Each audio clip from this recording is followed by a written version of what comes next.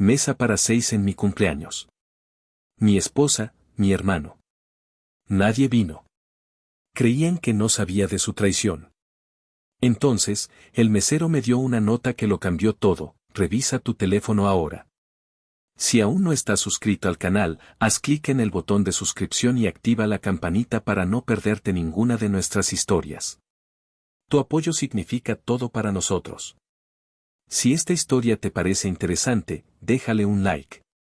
También me encantaría saber de qué ciudad eres. Déjanos el nombre de tu ciudad en los comentarios. Ahora, empecemos con la historia. El reloj en la pared del restaurante marcaba las 9:15 de la noche. Llevaba allí sentado 1 hora y cuarto. 1 hora y cuarto de mi 48º cumpleaños. El restaurante, el Mirador de la Reina, era un lugar que conocía bien, un santuario de manteles blancos, copas de cristal que brillaban como promesas y el murmullo discreto de la gente adinerada de la ciudad. Era un lugar para celebrar, para cerrar tratos, para impresionar. Esta noche, para mí, se había convertido en una sala de tortura personal. La mesa, una redonda y robusta de caoba oscura, estaba vestida para 6 personas. 6 platos de porcelana fina, 6 juegos de cubiertos de plata, 6 copas de vino vacías. Y 5 sillas desocupadas. 5 fantasmas que se burlaban de mí en silencio. La silla de mi esposa, Renata. La de mi hermano, Ramiro. Las de mis padres, Arturo y Elena. Y la de mi mejor amigo, Benjamín. Todas vacías. Mi copa de tequila, un Don Julio de 1942 que había pedido para darme valor, sudaba sobre el mantel. El líquido ambarino parecía mirarme, cuestionando mi estupidez. ¿Realmente había creído que vendrían? Hacía apenas una semana, Renata había aplaudido con un entusiasmo casi infantil cuando le recordé la reserva. Claro que sí, mi amor, tu cumpleaños. Tenemos que celebrarlo a lo grande. Invitaré a tus padres, a Benjamín. Será una noche inolvidable. Su voz, usualmente un terciopelo suave, había sonado un poco más aguda de lo normal, un poco más forzada. Pero lo ignoré. Llevaba ignorando muchas cosas últimamente. Ernesto, el mesero de cabeza canosa y movimientos pausados que nos había atendido durante años, se acercó por 4ª vez. Su profesionalismo era una máscara delgada que apenas ocultaba la lástima en sus ojos. ¿El señor desea ordenar algo para picar mientras espera? Su voz era un susurro, como si temiera romper el frágil caparazón de mi compostura. No, gracias, Ernesto. Estoy seguro de que están por llegar. El tráfico a esta hora es terrible, mentí. La mentira me salió con una facilidad que me asqueó. Él asintió, aunque ambos sabíamos que era una farsa. Mis padres vivían a 15 minutos y eran la puntualidad personificada. Benjamín trabajaba a 6 calles de aquí. Y Renata y Ramiro, bueno, ellos eran la verdadera incógnita. Mi mirada vagó por el salón. En una mesa cercana, una pareja joven celebraba un aniversario. Se tomaban de las manos sobre la mesa, susurrándose cosas que los hacían reír. Más allá, una familia con 2 adolescentes compartía un postre de chocolate, sus rostros iluminados por la luz de las velas y la alegría genuina. Cada risa, cada murmullo feliz, era como una aguja clavándose en mi piel. Me sentía como un espectador en un planeta ajeno, un náufrago en una isla de felicidad que no era la mía. La humillación era una brasa ardiente en mi estómago. No era solo la soledad, era el espectáculo. Era la mirada compasiva de Ernesto, el cuchicheo de la anfitriona en la entrada, la posibilidad de que alguien conocido entrara y me viera así, abandonado en mi propia fiesta de cumpleaños. Lisandro Fuentes, el hombre que había construido un pequeño imperio de la nada, el dueño de Agroexportaciones Fuentes, el tipo que salía en las revistas de negocios locales, sentado solo, como un idiota. No es el tráfico, me dije a mí mismo, tomando un sorbo largo de tequila. El líquido quemó mi garganta, pero el ardor era bienvenido. Era una distracción del dolor sordo en mi pecho. Lo sé. Sé que algo anda mal. Pero admitirlo es admitir que me han convertido en un payaso. Y mi orgullo, ese viejo y terco bastión, se negaba a caer. Saqué el teléfono del bolsillo. La pantalla estaba oscura, silenciosa. Ni un mensaje, ni una llamada perdida. Era un silencio deliberado, un silencio que gritaba más fuerte que cualquier insulto. Abrí la galería de fotos, un acto masoquista. Allí estaba Renata, sonriéndome desde la cubierta de un yate en nuestras últimas vacaciones. Sus ojos oscuros, que una vez me parecieron pozos de misterio y amor, ahora me parecían vacíos. Allí estaba Ramiro, mi hermano mayor, con su brazo sobre mis hombros en la última parrillada familiar. Su sonrisa era amplia, pero ahora, viéndola con nuevos ojos, parecía la de un depredador. Me sentía ridículo. Un hombre de 48 años, un empresario exitoso, a punto de llorar en medio de un restaurante de lujo porque su familia lo había plantado. Pero no era solo eso. Era la acumulación de pequeñas traiciones, de señales ignoradas, de una sensación creciente de que el suelo bajo mis pies se estaba volviendo arena movediza.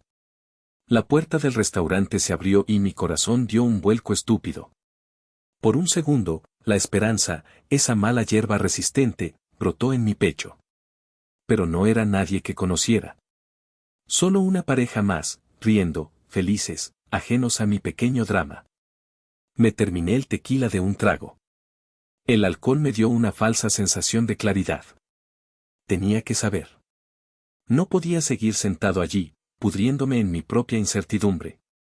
Hice una seña a Ernesto. La cuenta, por favor. Él asintió, su rostro una mezcla de alivio y tristeza. Mientras esperaba, me quité el reloj, un Patek Philippe que me había regalado a mí mismo el año anterior, y lo puse sobre la mesa. El metal frío era un contraste con la calidez de mi piel febril. Era un símbolo de mi éxito, de todo lo que había logrado. Y de repente, me pareció hueco, sin sentido. ¿De qué servía todo esto si las personas por las que lo habías hecho te trataban como si no fueras nada? Ernesto regresó con la cuenta en una pequeña bandeja de plata. Pagué con mi tarjeta, dejando una propina generosa. No era su culpa. Él solo era el testigo de mi naufragio. Me levanté, mis piernas un poco inestables. Al pasar junto a la mesa de la familia feliz, el padre me miró y asintió, un gesto de cortesía entre extraños. Le devolví el gesto, sintiendo como si estuviera actuando en una obra de teatro. El papel, hombre digno que no ha sido públicamente humillado. Afuera, el aire de la noche era fresco y me golpeó la cara como una bofetada. Me quedé parado en la acera por un momento, el ruido de la ciudad envolviéndome. Me sentía extrañamente calmado, como si la peor parte ya hubiera pasado. La incertidumbre había sido reemplazada por una certeza fría y pesada. Esto no había sido un olvido. Esto había sido un acto deliberado. Un mensaje. Y yo, Lisandro Fuentes, estaba a punto de descubrir qué demonios significaba. Mientras conducía sin rumbo por las calles iluminadas de la ciudad, mi mente se escapó del presente, buscando refugio en el pasado, como si allí pudiera encontrar una clave. Una explicación para la locura que estaba viviendo. Los recuerdos no llegaban como un bálsamo, sino como fragmentos de un espejo roto, cada uno reflejando una versión de mi vida que ahora parecía una ficción. El primer recuerdo era el olor a tierra húmeda y a enfermedad. Mi padre, Arturo, yacía en la cama que había sido el centro de su matrimonio durante 50 años. El cáncer se lo estaba comiendo por dentro, pero sus ojos, aunque hundidos, todavía tenían esa chispa de acero que yo tanto admiraba. Yo tenía 35 años entonces, y mi empresa, Agroexportaciones Fuentes, apenas comenzaba a despegar. Él me llamó para que me acercara. Su mano, huesuda y frágil, buscó la mía. Lisandro, su voz era un susurro ronco, el esfuerzo le costaba. Quiero darte algo. De la mesita de noche, tomó un objeto envuelto en un pañuelo de seda. Con dedos temblorosos, lo desenvolvió. Era su reloj. Un Omega Constellation de oro, de los años 60. No era el reloj más caro del mundo, pero para él, lo era todo. Se lo había comprado con las ganancias de su primera cosecha exitosa, La cosecha que le permitió dejar de ser un simple agricultor para convertirse en un pequeño terrateniente. Este reloj, dijo, poniéndolo en mi palma. El metal se sentía pesado, cargado de historia. No solo da la hora, Lisandro. Representa el honor de nuestra familia. Y el honor, como la tierra, una vez que lo pierdes, es casi imposible de recuperar. Cuídalo. Las lágrimas me quemaban los ojos, pero me negué a dejarlas caer. Un hombre no lloraba frente a su padre moribundo. Asentí, mi garganta un nudo apretado. Lo haré, papá. Te lo juro. Él sonrió, una mueca cansada. Murió 2 días después. Desde entonces, ese reloj se convirtió en mi talismán. No lo usaba todos los días, solo en ocasiones especiales, cuando necesitaba sentir su fuerza, su legado. Lo guardaba en una caja de seguridad en mi estudio, un recordatorio tangible de mis raíces y de la promesa que le había hecho. El coche giró en una esquina y otro recuerdo me asaltó. Una tarde soleada, hace casi 20 años. Estábamos en la cima de una colina, mirando las tierras que acababa de comprar con un préstamo que me dejaría endeudado por una década. A mi lado estaba Renata. Era hermosa, con una energía vibrante que parecía hacer que el aire a su alrededor chispeara. Sus ojos brillaban con una ambición que igualaba la mía. ¿Estás seguro de esto, Lisandro? Me preguntó, su voz una mezcla de emoción y miedo. Es una locura. Es una locura necesaria, le respondí, tomando su mano. Mira, Renata. Ahora solo es tierra. Pero un día, esto será nuestro imperio. Te lo prometo. Construiré algo grande aquí, algo de lo que nuestros hijos se sientan orgullosos. Ella se apoyó en mi hombro, y por un momento, el peso del mundo se sintió más ligero. Éramos un equipo, 2 soñadores contra el mundo. Nos casamos 6 meses después. Los primeros años fueron difíciles, llenos de trabajo de sol a sol, de deudas y de la constante amenaza del fracaso. Pero lo logramos. Agroexportaciones Fuentes creció, se expandió. Pasamos de vender aguacates en el mercado local a exportar berries de alta calidad a Europa y Asia. Compramos la casa grande, los coches caros, las vacaciones exóticas. Le di a Renata todo lo que le había prometido. O eso creía yo. Mi pie presionó el acelerador, como si quisiera escapar de la nostalgia. Pero el pasado es terco. El siguiente recuerdo que apareció fue el de mi hermano, Ramiro. Ramiro siempre había sido mi sombra. 2 años mayor que yo, pero siempre un paso por detrás. Mientras yo era el hijo responsable, el que sacaba buenas notas y trabajaba en el campo desde niño, Ramiro era el encantador, el soñador, el que siempre tenía un plan para hacerse rico rápidamente. Planes que invariablemente terminaban en desastre. Fracasó en 3 negocios diferentes, dejando un rastro de deudas y promesas rotas. Hace 5 años, después de su último fiasco, una inversión en criptomonedas que resultó ser una estafa, apareció en mi puerta, derrotado. Se veía mayor, cansado, la arrogancia habitual reemplazada por una desesperación patética. Mi madre me había llamado, suplicando. Ayúdalo, Lisandro.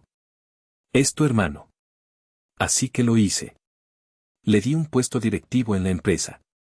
Gerente de operaciones. Un título importante con un sueldo generoso. Lo puse a cargo de la logística, de tratar con los proveedores y las aduanas. Recuerdo la conversación en mi estudio como si fuera ayer. Él estaba sentado frente a mi escritorio de roble macizo, mirando alrededor con una mezcla de asombro y envidia. No sé cómo agradecértelo, hermanito, dijo, su voz untuosa. No tienes que agradecerme nada, le respondí, quizás con un poco de condescendencia. Confío en ti, hermano. Eres mi sangre. Solo haz tu trabajo bien, no me defraudes. Nunca, dijo, mirándome a los ojos. Te lo juro. Su sonrisa era amplia, pero ahora, en el retrovisor de mi memoria, podía ver lo que no vi entonces. No era gratitud lo que había en sus ojos. Era resentimiento. La humillación de tener que ser rescatado por su hermano pequeño. La rabia de ver todo lo que yo tenía y él no. Le di poder. Le di acceso. Le di mi confianza ciega. Y él la tomó y la retorció hasta convertirla en un arma para usarla en mi contra. El coche se detuvo en un semáforo en rojo. Miré mi reflejo en el espejo retrovisor. Un hombre de 48 años con arrugas de preocupación alrededor de los ojos. Un hombre que se había pasado la vida construyendo muros para proteger a su familia, solo para descubrir que los traidores ya estaban dentro. La promesa a mi padre. El imperio para mi esposa. La segunda oportunidad para mi hermano. Todo se sentía como una broma pesada. Había sido un buen hijo, un buen esposo, un buen hermano. ¿Y de qué había servido? Para terminar solo, en la noche de mi cumpleaños, con el sabor amargo de la traición en la boca. El semáforo cambió a verde. Conduje hacia mi casa, pero ya no se sentía como un hogar. Se sentía como la escena de un crimen, y yo era la única víctima que aún no sabía que estaba muerta. La negación es un mecanismo de defensa poderoso. Es un colchón suave que amortigua los golpes de una realidad demasiado dura para soportar. Y yo, durante los últimos 6 meses, me había convertido en un experto en negación. Me había envuelto en ella como en una manta, ignorando el frío que se colaba por las grietas. Todo comenzó con cosas pequeñas, casi imperceptibles. Cambios sutiles en la atmósfera de mi propia casa. Renata, por ejemplo. Siempre había sido una mujer sociable, pero de repente su vida social parecía girar exclusivamente en torno a su teléfono. Lo llevaba a todas partes, como si fuera una extensión de su brazo. Lo dejaba boca abajo sobre la mesa durante la cena. Sonreía a la pantalla a horas intempestivas. Una noche, mientras ella se duchaba, su teléfono vibró sobre la mesita de noche. El nombre Entrenador Fit apareció en la pantalla. Me pareció extraño. Renata odiaba el gimnasio. Mi primer impulso, un impulso oscuro y feo, fue tomar el teléfono. Pero no lo hice. ¿En qué me convertiría? ¿En uno de esos maridos celosos y controladores? Me dije a mí mismo que seguramente era un grupo de WhatsApp de alguna amiga. Me convencí de que mi sospecha era producto del estrés. Luego estaba Ramiro. Mi hermano, el eterno fracasado, de repente empezó a vivir como un rey. Se compró un coche nuevo, un deportivo alemán que yo sabía que no podía permitirse con su sueldo. Empezó a usar ropa de diseñador, a hablar de vinos caros y de viajes de fin de semana a la playa. ¿El negocio va bien, eh? Le pregunté una tarde en la oficina, tratando de sonar casual. Increíble, hermanito, respondió, dándome una palmada en la espalda. Esos nuevos proveedores que encontré en el sur son una mina de oro. Nos están dando precios increíbles. Deberías revisar los números, estamos ahorrando una fortuna. Y como un idiota, le creí. Estaba tan ocupado con las reuniones, con los clientes internacionales, que delegué la supervisión de las operaciones diarias casi por completo en él. Confiaba en él.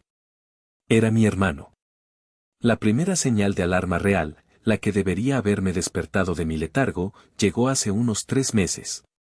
Fue el día que el reloj de mi padre desapareció. Como cada año, iba a asistir a la cena anual de la Cámara de Exportadores, un evento de gala.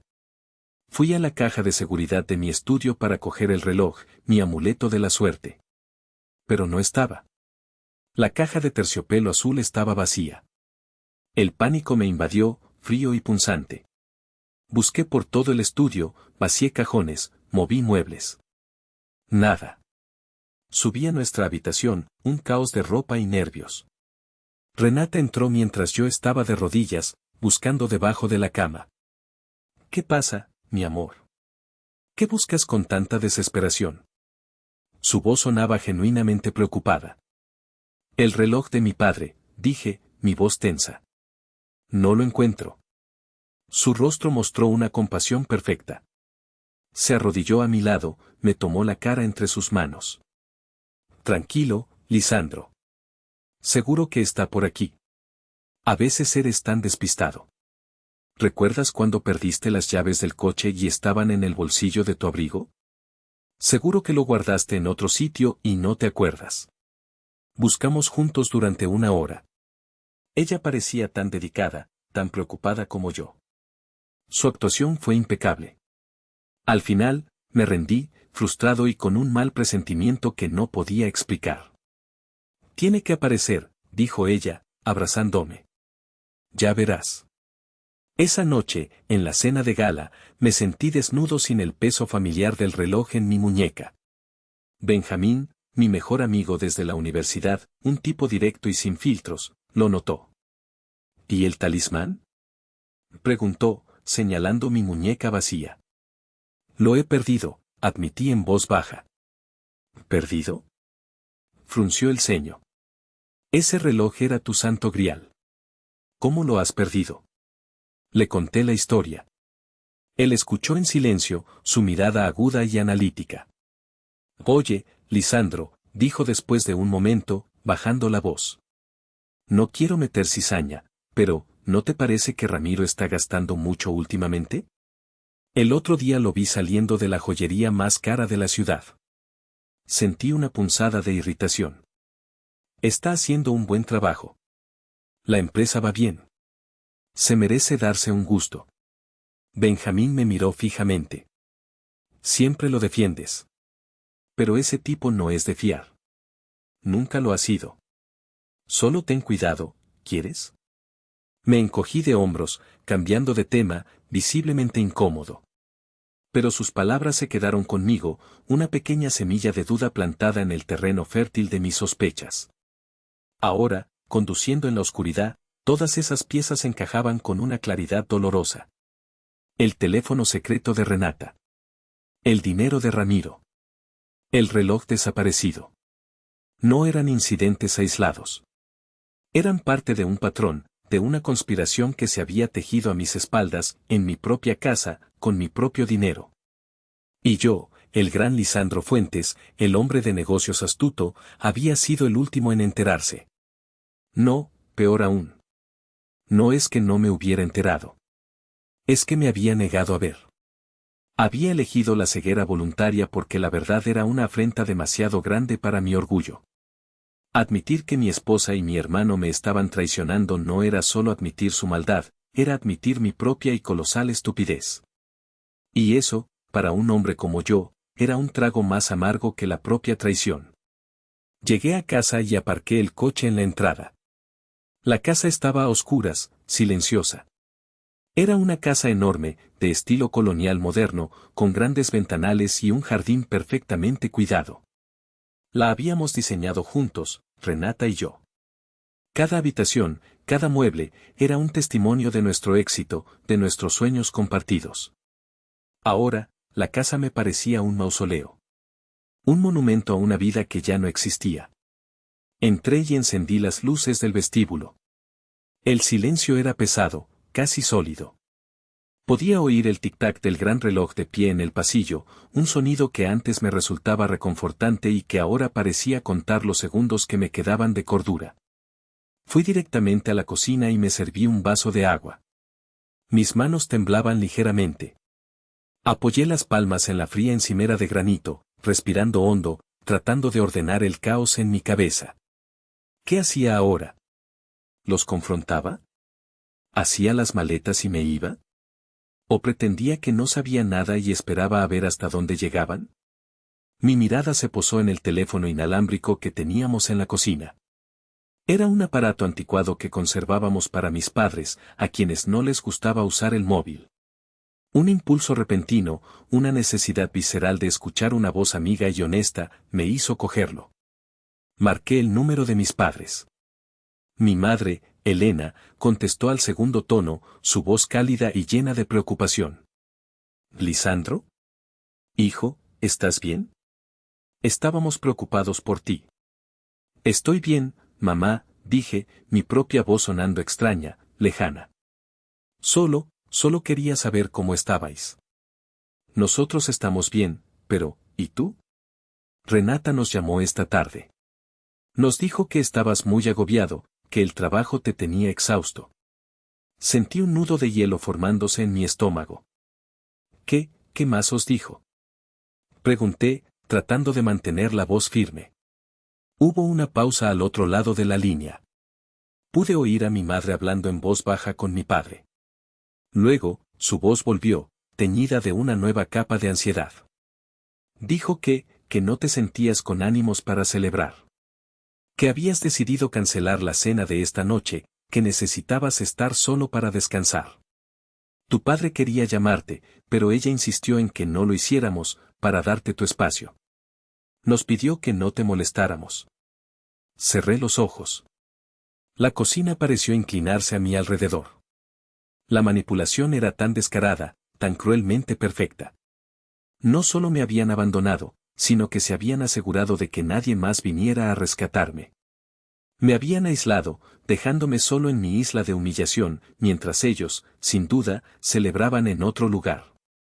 «Lisandro, ¿sigues ahí? ¿Hijo?» La voz de mi madre sonaba ahora alarmada. «Sí, mamá, sigo aquí», logré decir. Las palabras sabían a ceniza. «Escucha, no puedo hablar ahora. Os llamo mañana». «Pero, ¿estás seguro de que estás bien? Suenas muy raro». «Estoy perfectamente», mentí. «Solo cansado». «Hablamos mañana». «Os quiero». Colgué antes de que pudiera decir nada más. Apoyé el teléfono en su base con un cuidado exagerado, como si pudiera romperse. Me quedé mirando la pared, viendo no la pintura color crema, sino la cara sonriente de Renata, la cara compasiva de mi hermano. Eran actores consumados. Habían interpretado sus papeles a la perfección durante meses, quizás años. La rabia, una rabia pura y volcánica, empezó a subir desde mi estómago, quemando todo a su paso. La negación se hizo añicos. El orgullo se disolvió. Solo quedaba la cruda y brutal verdad. Me habían traicionado. De la forma más cobarde y calculada posible. Pero la rabia no era la única emoción. Debajo de ella, había algo más. Un sentimiento extraño, casi de alivio. La certeza, por terrible que fuera, era mejor que la agonía de la sospecha. El juego había terminado. Las máscaras se habían caído. Ahora, por fin, sabía a qué me enfrentaba. Y mientras estaba allí, en el silencio de mi cocina vacía, una nueva sensación comenzó a tomar forma. Una determinación fría como el acero. Ellos habían iniciado esta guerra, pero yo la iba a terminar. Habían subestimado a su víctima. Habían confundido mi confianza con estupidez, mi paciencia con debilidad. Iban a descubrir, de la peor manera posible, lo equivocados que estaban. Mi teléfono móvil, que había dejado sobre la encimera, vibró. Era un mensaje de Benjamín. «¿Todo bien, hermano? No me gustó cómo te quedaste en la cena. Llámame si necesitas algo». Lo miré por un largo momento. Por primera vez en la noche, no me sentí completamente solo. Todavía había gente leal en mi vida. Gente que se preocupaba de verdad. Pero esta era una batalla que tenía que librar yo solo. Al menos al principio. No respondí. Apagué el teléfono y lo dejé sobre la encimera. Esta noche, no quería más mentiras, ni más verdades a medias. Solo necesitaba silencio para pensar. Para planear.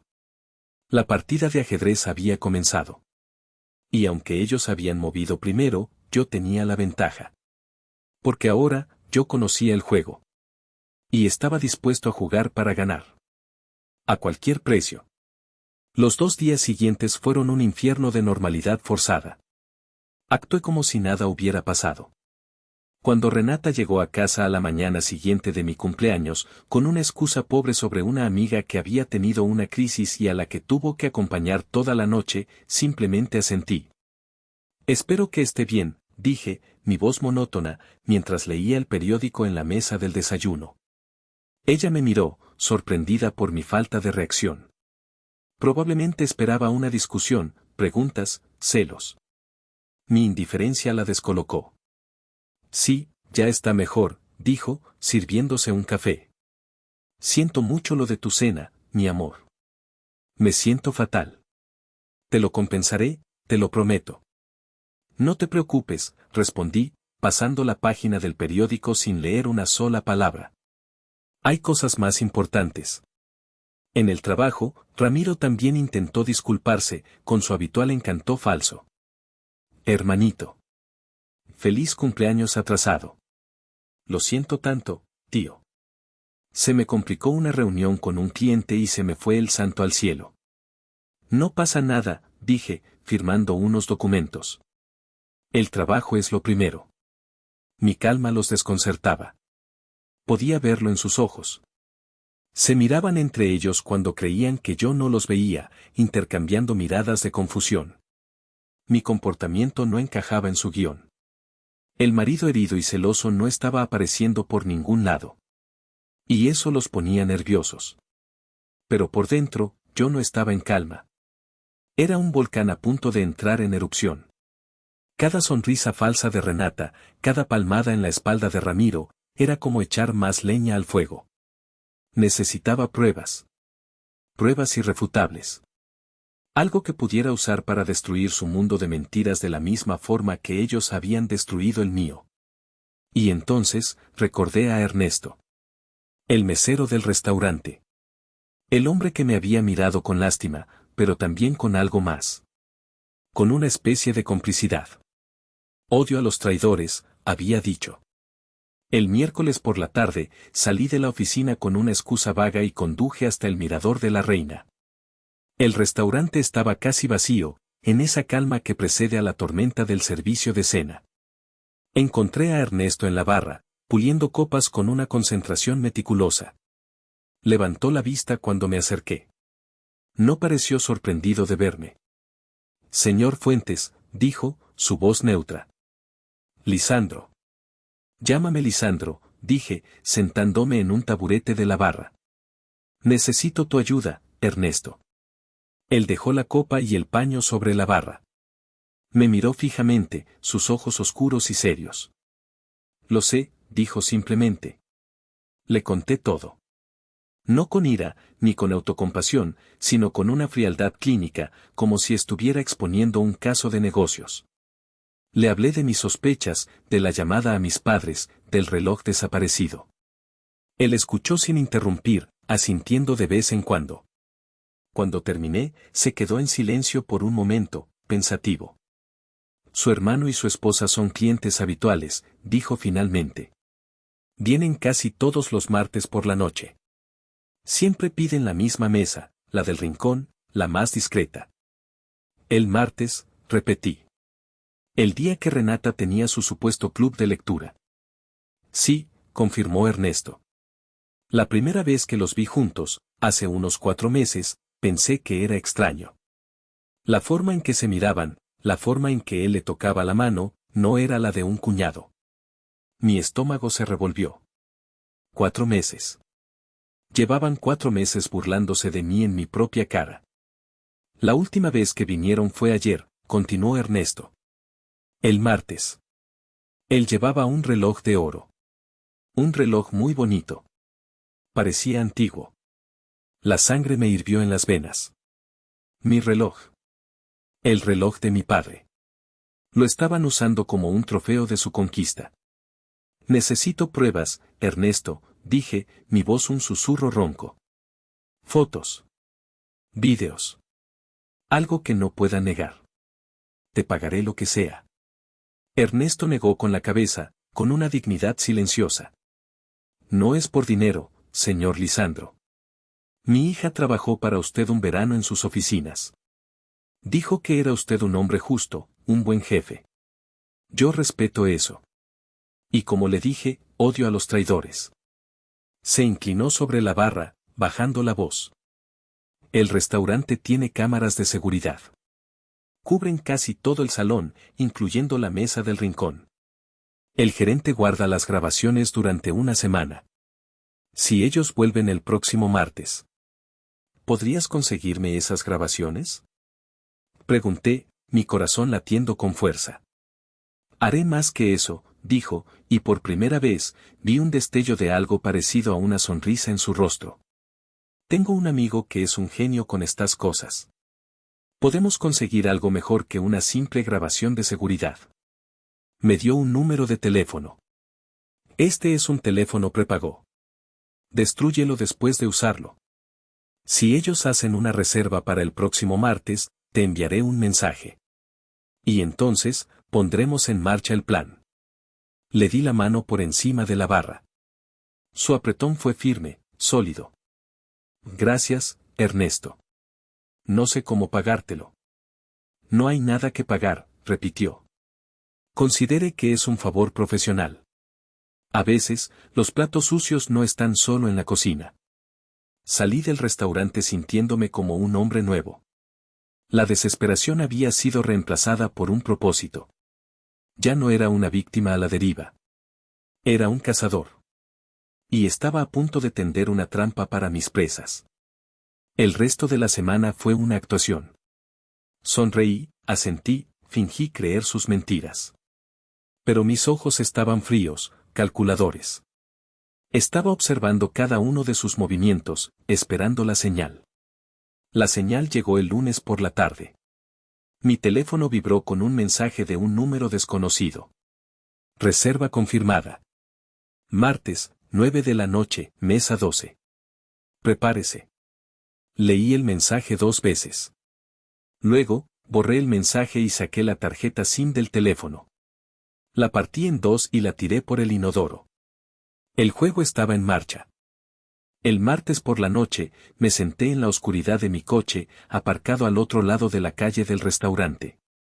El corazón me martilleaba en el pecho, una mezcla de ansiedad, rabia y una extraña y oscura expectación. Me sentía como un personaje de una película de espías, observando la vida de otros. La ironía era que la vida que estaba a punto de ver destrozada era la mía. A las 9 menos cuarto, los vi llegar. Llegaron en el coche nuevo de Ramiro, el que yo había pagado sin saberlo. Él bajó primero, pavoneándose como el dueño del lugar. Le abrió la puerta a Renata.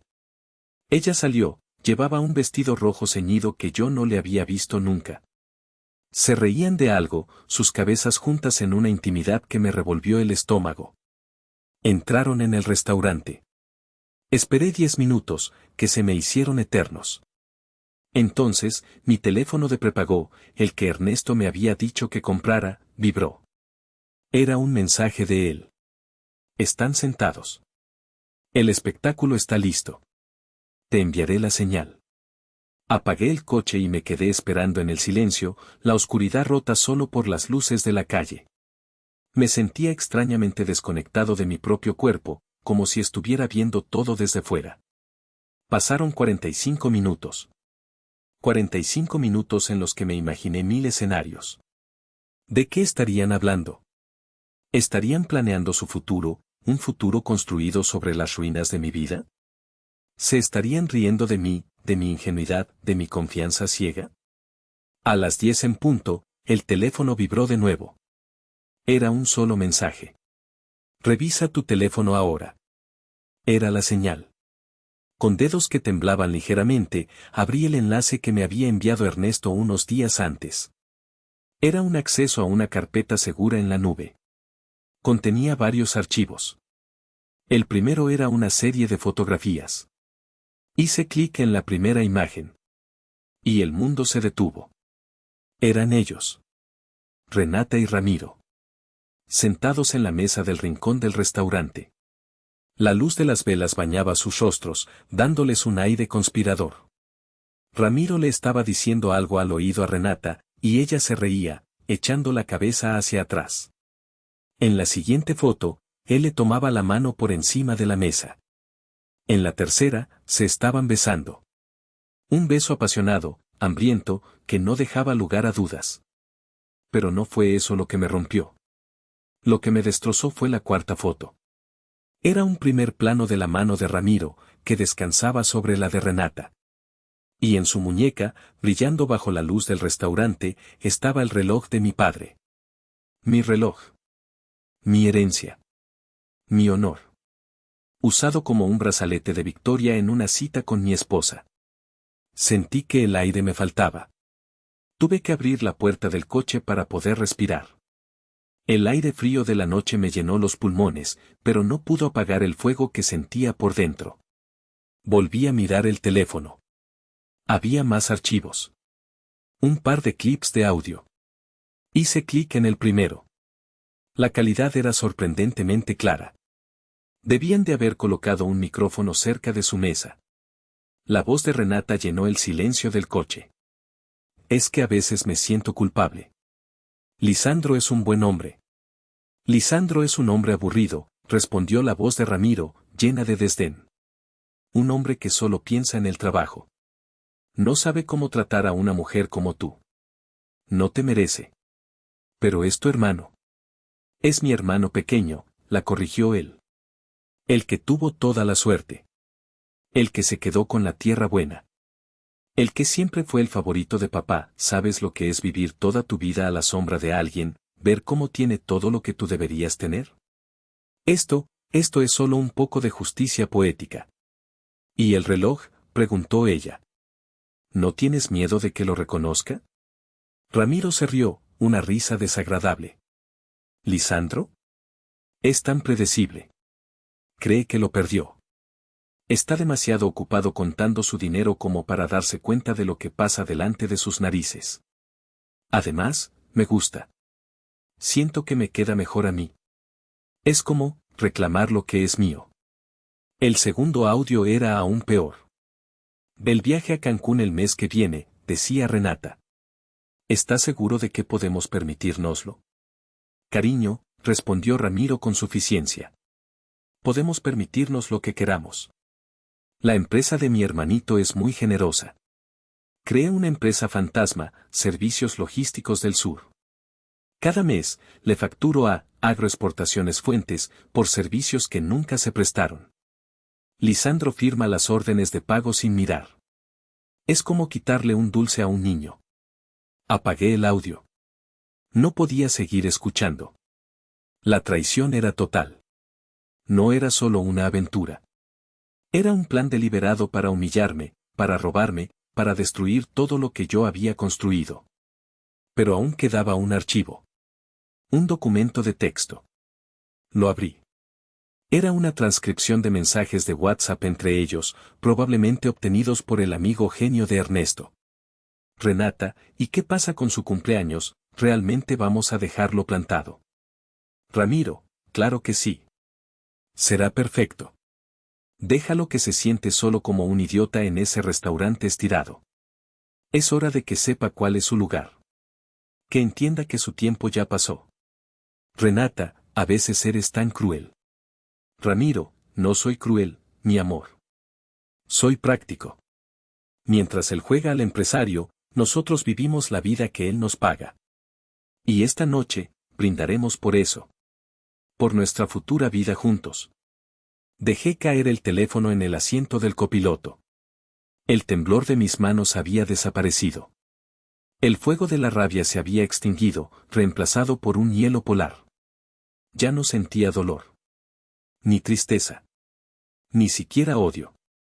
Lo que sentía era una calma aterradora. Una claridad absoluta. Ellos no solo me habían traicionado. Me habían sentenciado. Me habían juzgado y condenado en su tribunal privado de egoísmo y codicia.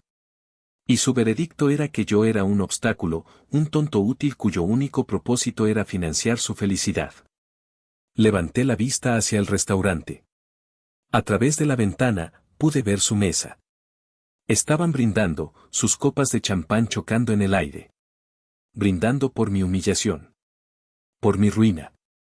Una sonrisa lenta y fría se dibujó en mi rostro. Una sonrisa que no sentía mía. Ellos creían que habían ganado. Creían que el juego había terminado. Pobres idiotas. El juego no había hecho más que empezar. No volví a casa esa noche. Conducir hasta allí, entrar en la casa que ahora se sentía profanada, era imposible. Me registré en un hotel anónimo en el centro de la ciudad, pagando en efectivo. Necesitaba un espacio neutral, un cuartel general desde donde planificar mi contraataque. En la habitación impersonal, con su moqueta genérica y sus cuadros insulsos, me senté en la cama y revisé las pruebas una y otra vez. Las fotos, los audios, los mensajes. Cada palabra, cada imagen, era un clavo más en el ataúd de la vida que había conocido. Pero ya no sentía el dolor punzante de la traición. Ahora, cada prueba era un arma. Y yo estaba aprendiendo a usarlas. Pasé la mayor parte de la noche despierto, no pensando, sino procesando. Dejando que la magnitud de su engaño se asentara en mi mente, no como una emoción, sino como un hecho. Como un problema de negocios que necesitaba una solución. Y yo siempre había sido bueno solucionando problemas. Al amanecer, tenía un plan. Un plan frío, metódico y devastador. El primer paso era simple. Encendí mi teléfono personal, el que había estado apagado durante horas.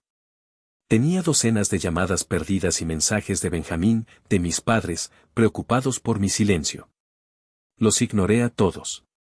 Abrí WhatsApp y busqué el grupo que teníamos, Familia Fuentes. Éramos unos 20 miembros, tíos, tías, primos, sobrinos. Un clan unido, o eso parecía. El lugar donde se compartían fotos de bebés, felicitaciones de cumpleaños y noticias familiares. Seleccioné una sola foto de la carpeta que Ernesto me había proporcionado. La más simbólica. La más hiriente. La foto en primer plano de la muñeca de Ramiro, con el reloj de mi padre brillando, mientras su mano descansaba sobre la de Renata. La intimidad y la traición capturadas en una sola imagen. No escribí ni una palabra. Ni una explicación. Ni una acusación. Solo envié la foto al grupo. Y pulsé enviar. Fue como lanzar una piedra en un estanque en calma. Pude imaginar la onda expansiva. Los teléfonos vibrando en 20 casas diferentes. La confusión inicial. ¿El qué es esto? El reconocimiento del reloj. La comprensión lenta y horrorizada. Apagué el teléfono inmediatamente después. No quería ser partícipe del caos que acababa de desatar. Quería que la noticia fermentara, que la presión se acumulara sobre ellos desde todos los flancos. No era suficiente con que yo supiera la verdad. Necesitaba que todo el mundo la supiera. Necesitaba que su vergüenza fuera tan pública como lo había sido mi humillación. El segundo paso de mi plan requería ayuda profesional.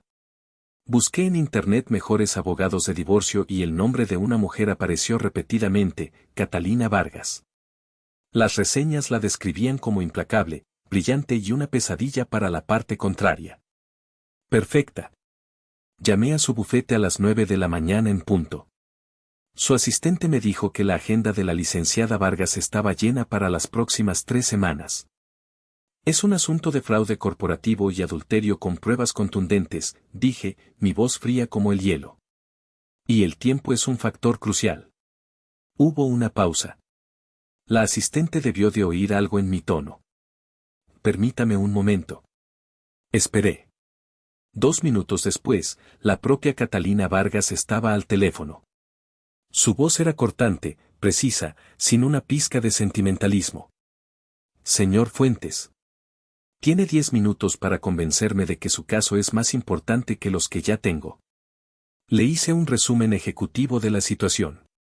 El robo sistemático a través de la empresa fantasma, la traición familiar, las pruebas que poseía.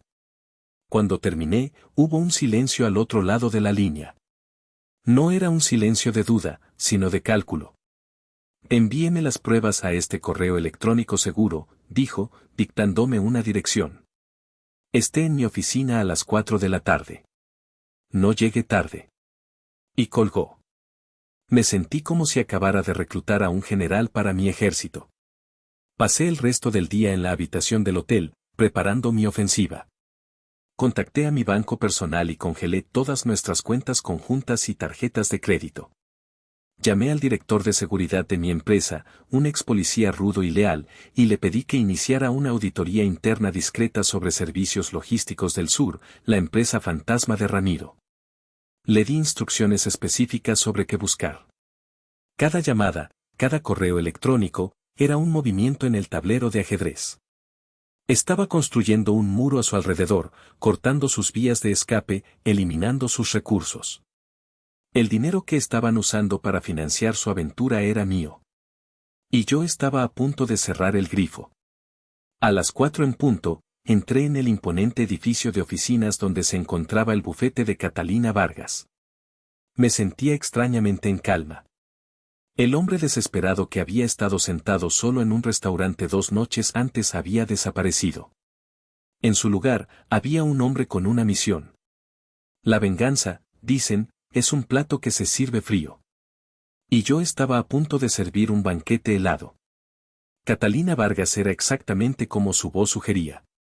Una mujer de unos 50 años, con el pelo plateado cortado en un bob afilado y unos ojos oscuros e inteligentes que parecían analizarlo todo. Su oficina era minimalista, impecable, dominada por un enorme escritorio de cristal. Cuando entré, ella no se levantó. Simplemente señaló la silla frente a ella. Sobre el escritorio, había una tableta con mis pruebas abiertas. He visto las pruebas, señor Fuentes, dijo, sin preámbulos. Es un caso sólido. Sólido y sucio. Quiero destruirlos, licenciada, dije, mi voz sin emoción. Quiero que no les quede nada. Ella me estudió por un momento, su expresión indescifrable. La destrucción emocional es satisfactoria, pero la victoria legal es rentable, dijo, con una media sonrisa. Mi trabajo es conseguirle la segunda. La primera suele venir como un extra. Tenemos dos frentes, el divorcio y el fraude. Podemos usarlos uno contra el otro. La amenaza de cargos criminales por el fraude nos dará una ventaja inmensa en la negociación del divorcio. Pasamos la siguiente hora trazando la estrategia. Era como una sesión de planificación de guerra. Catalina era brillante, anticipando cada posible movimiento de la parte contraria, cada posible defensa. Salí de su oficina con un plan de acción claro y una sensación de poder que no había sentido en mucho tiempo. Esa noche, volví a casa. Necesitaba que la confrontación final fuera en mi territorio. En el corazón del imperio que ellos habían intentado saquear. Encendí mi teléfono personal. La avalancha fue instantánea. Cientos de mensajes. Docenas de llamadas perdidas. El grupo de WhatsApp familiar era un campo de batalla digital. Primos pidiendo explicaciones, tías expresando su horror, tíos exigiendo que Ramiro diera la cara. Mi disparo había dado en el blanco. A la mañana siguiente, estaba sentado en mi estudio, bebiendo un café negro, cuando oí un coche frenar bruscamente en la entrada. La puerta principal se abrió de golpe. No necesitaron llave. La habían dejado abierta en su prisa por confrontarme. Entraron como una tormenta. Ramiro primero, con el rostro pálido de furia. Renata detrás de él, sus ojos rojos e hinchados, una mezcla de miedo y desafío. ¿Se puede saber qué demonios crees que estás haciendo?, gritó Ramiro, agitando su teléfono en el aire. La foto que yo había enviado brillaba en su pantalla. Estás intentando destruir a la familia. Curioso, dije, tomando un sorbo de café, sin levantarme de mi silla. Yo pensaba que ese era vuestro trabajo. Lisandro, por favor, tenemos que hablar, intervino Renata, intentando usar su tono suave y conciliador. Ya no funcionaba. Esto no es lo que parece. Me reí. Una risa seca, sin alegría. Ah, ¿no? Entonces, ¿qué es, Renata? ¿Investigación de mercado? ¿Control de calidad de los hoteles de la zona? No tienes derecho a exponernos así. Bramó Ramiro. Es un asunto privado.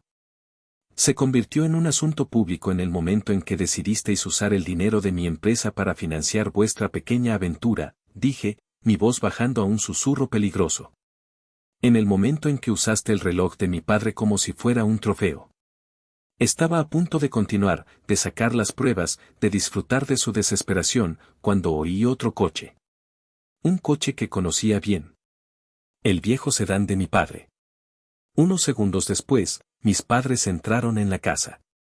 Mi madre, Elena, se detuvo en la puerta del estudio, llevándose una mano a la boca, su rostro una máscara de dolor.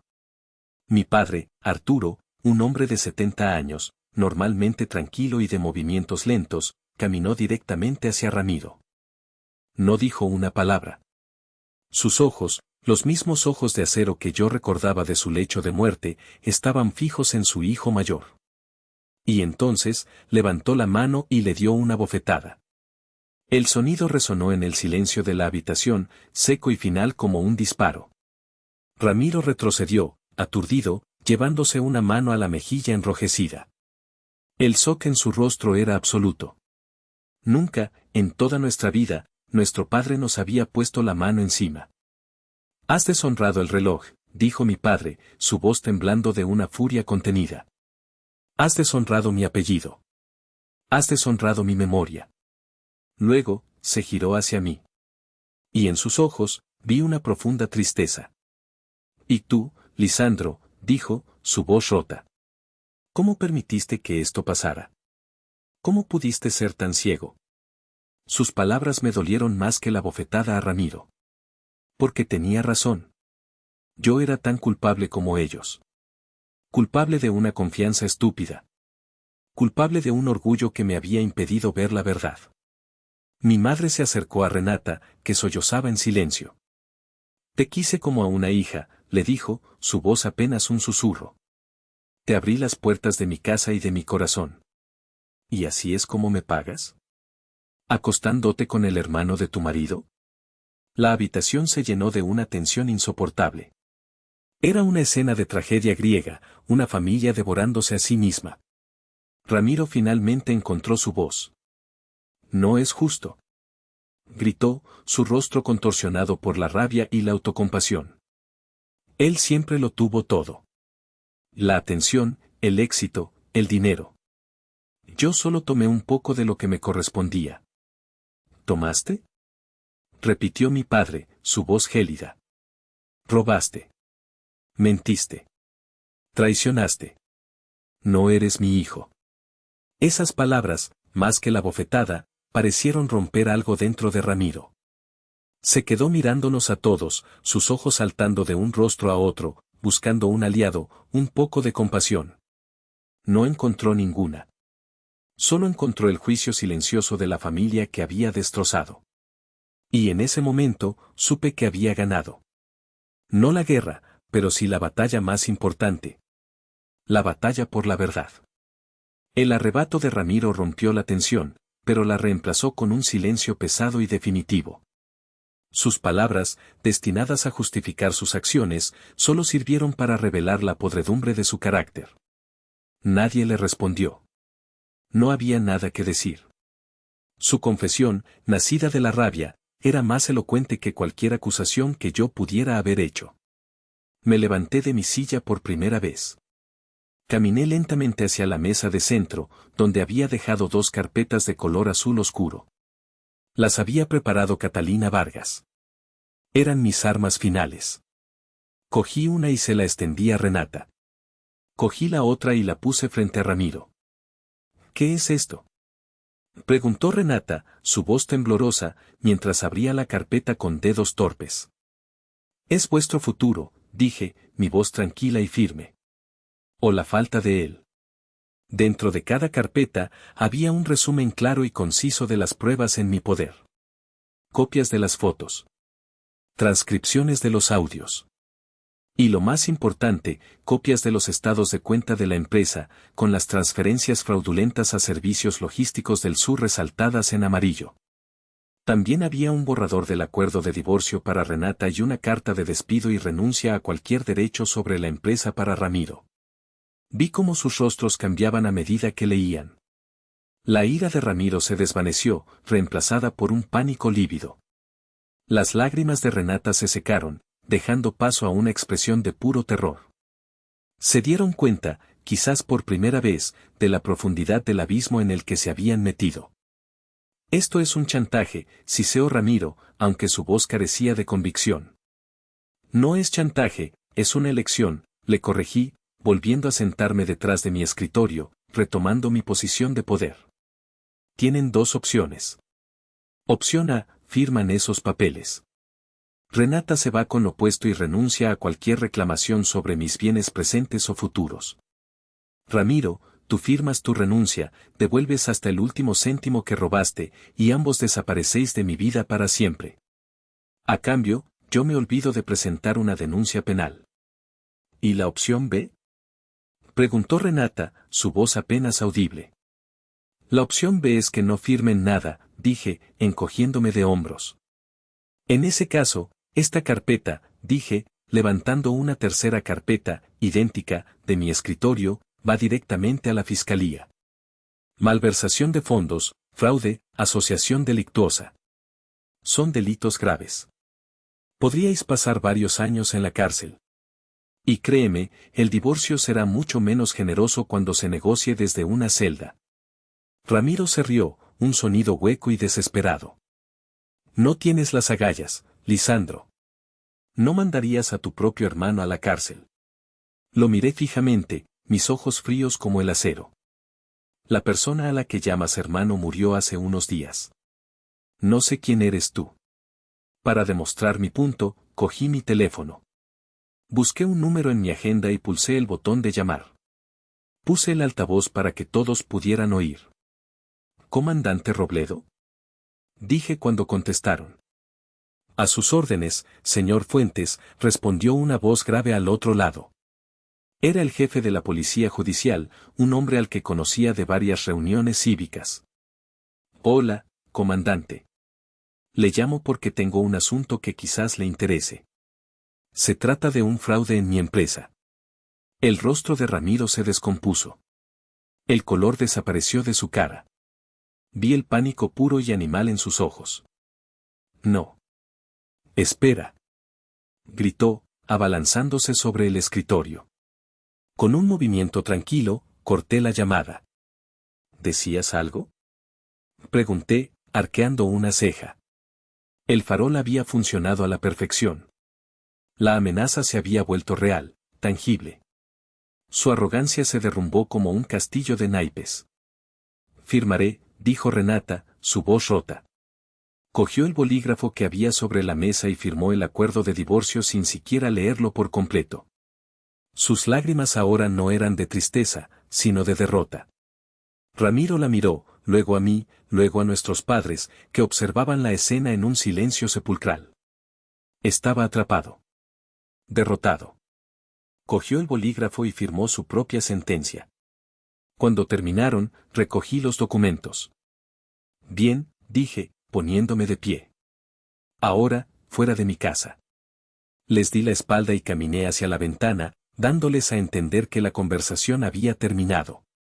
Oí sus pasos vacilantes, el sonido de la puerta principal abriéndose y cerrándose. Cuando me giré, ya no estaban. Solo quedaban mis padres, de pie en medio del estudio, pareciendo de repente mucho más viejos, más frágiles. Mi padre se acercó a mí.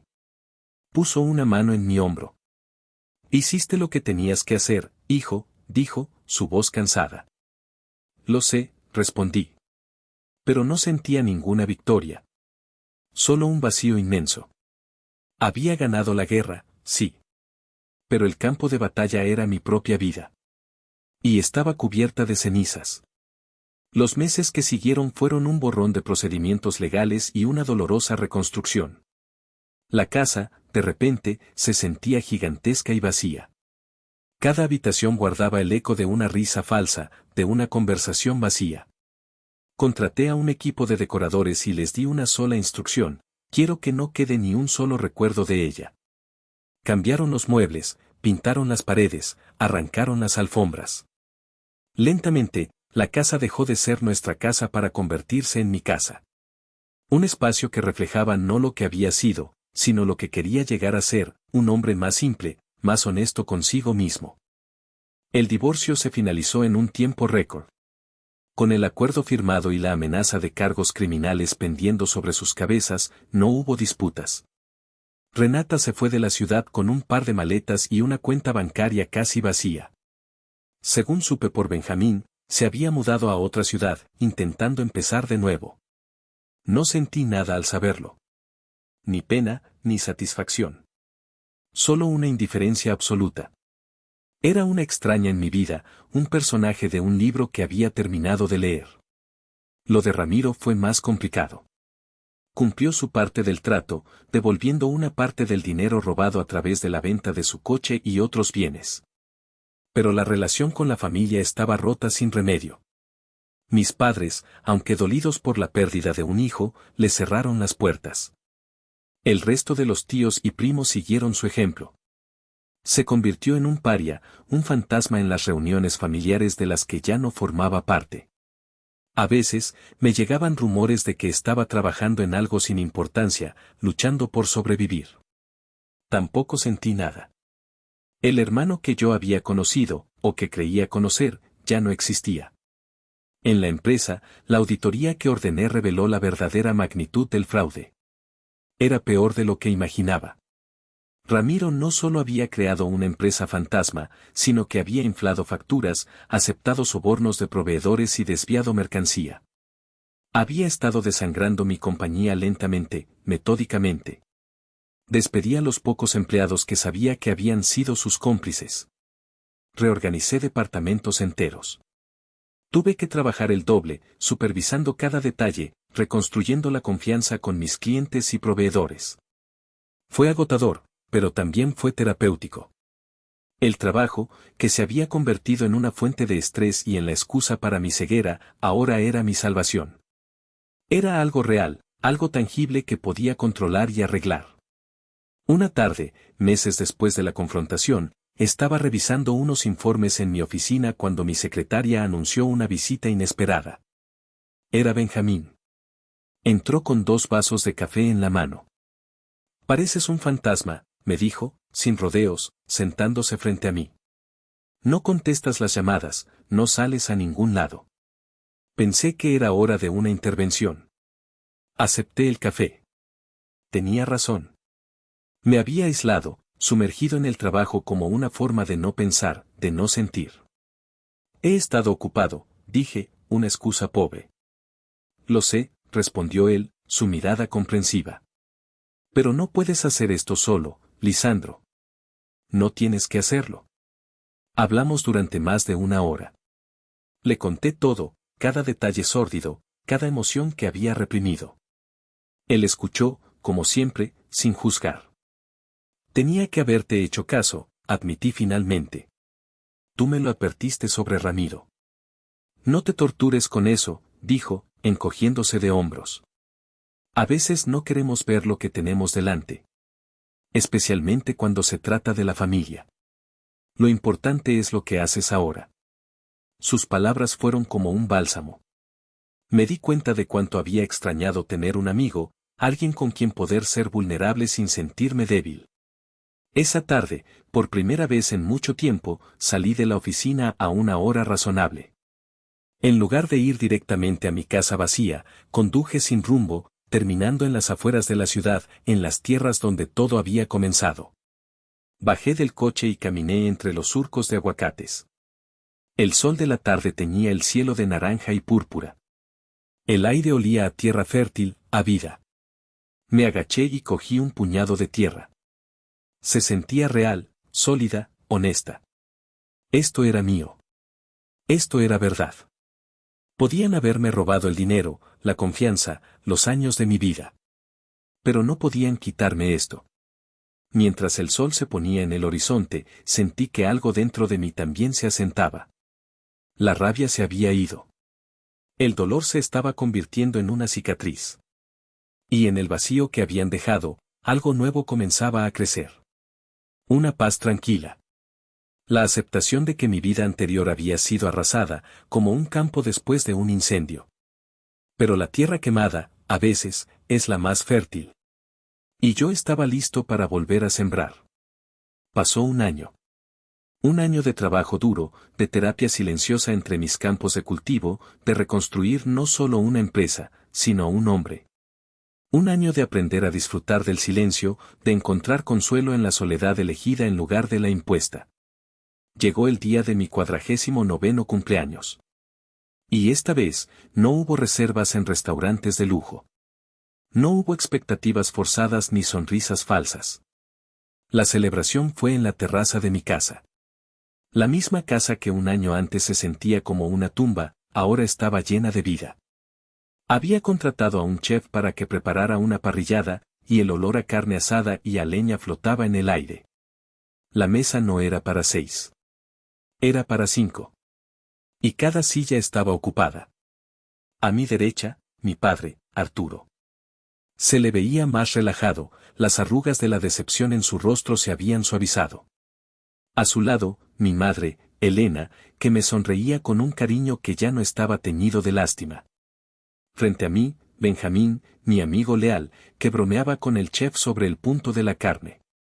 Y en la cabecera opuesta a la mía, había un invitado de honor. Ernesto. El mesero.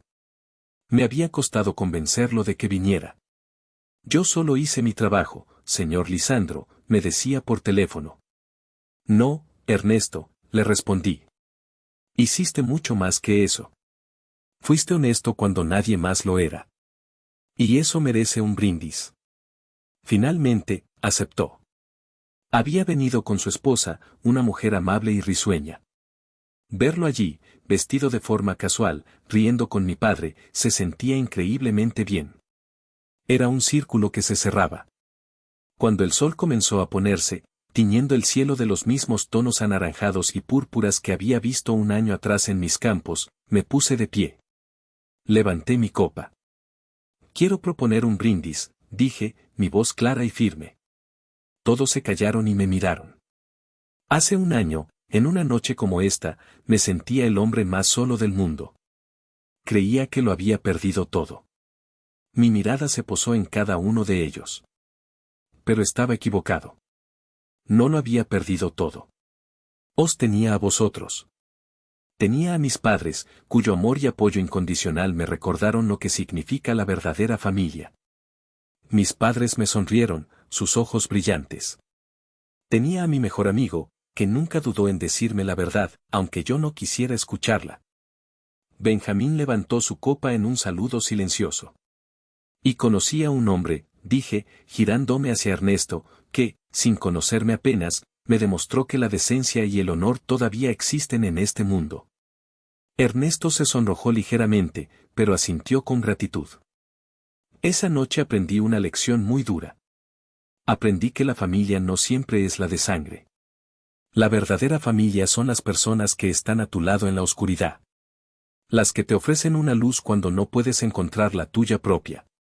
Hice una pausa, tomando aire. Así que este brindis no es por mí. Es por vosotros.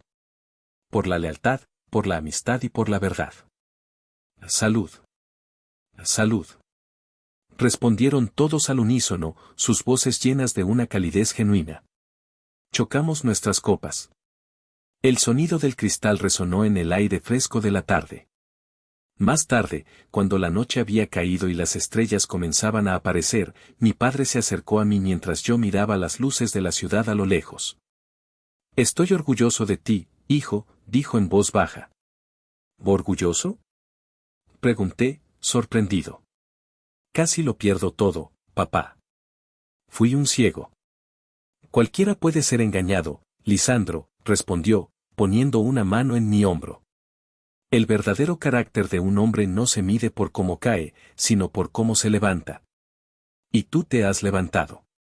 En ese momento, sacó algo de su bolsillo. Era una pequeña caja de terciopelo azul. Mi corazón dio un vuelco. La abrió. Dentro, sobre el satén, descansaba el reloj Omega. Mi reloj. ¿Cómo? Logré preguntar. Catalina Vargas, dijo mi padre con una sonrisa. Es una mujer muy persuasiva. Al parecer, como parte de un acuerdo extrajudicial para evitar más complicaciones, Ramiro decidió que era mejor devolverlo. Cogí el reloj. El metal se sentía familiar, sólido, pesado con la historia. Mi padre lo tomó de mis manos y, con un gesto solemne, me lo abrochó en la muñeca. Ahora, dijo, su voz llena de emoción. Ahora te pertenece de verdad. Te lo has ganado. Miré el reloj en mi muñeca. Las manecillas doradas seguían marcando el tiempo, impasibles, indiferentes a los dramas humanos. Pero para mí, ya no era solo un símbolo de herencia o de honor. Era un símbolo de supervivencia. Un recordatorio de que, incluso después de la tormenta más oscura, el tiempo sigue avanzando. Y con él, la oportunidad de empezar de nuevo. Miré a mi alrededor, a las caras sonrientes de las personas que amaba, a las luces de mi casa, a la tierra que se extendía bajo mis pies. Me habían quitado mucho, sí. Me habían robado años de confianza, me habían arrancado una parte de mi pasado. Pero en el proceso, me habían devuelto algo mucho más valioso. Me habían devuelto a mí mismo. Y esa, me di cuenta, era la única herencia que realmente importaba.